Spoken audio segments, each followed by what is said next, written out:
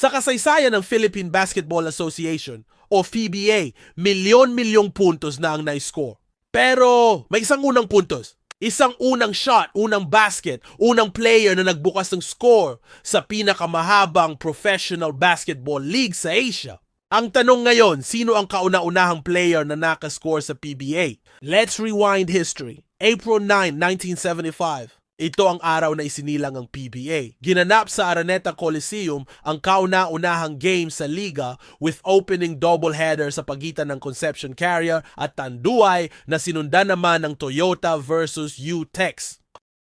Thousands of fans, media attention, and a historic night in Philippine sports. Sa unang game ng gabi, Concepcion Carrier versus Tanduay, may isang player na gumawa ng kasaysayan at siya ay si Gregorio Joy Dionisio ng Concepcion Carrier. Si Joy Dionisio ang kauna-unahang player na nakascore sa PBA, officially etching his name into Philippine basketball history. Si Joy Dionisio ay isang versatile forward na kilala sa kanyang hustle at scoring ability. Isa siya sa mga original players ng PBA na nag-transition mula sa MICA, ang amateur league, bago nagkaroon ng pro league.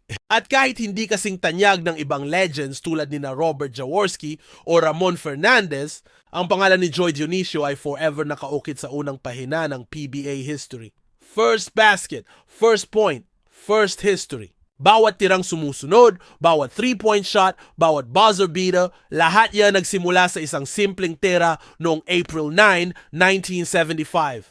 At ang gumawa niyan, si Joy Dionisio. Ngayon alam mo na, sino ang kauna-unahang player na nakascore sa PBA? Simple, historic, legendary. Kung nagustuhan mo tong episode, huwag kalimutang mag-like, mag-subscribe at i-share sa kapwa basketball fans. Comment below kung sino pang PBA legend ang gusto mong gawa natin ng espesyal na episode.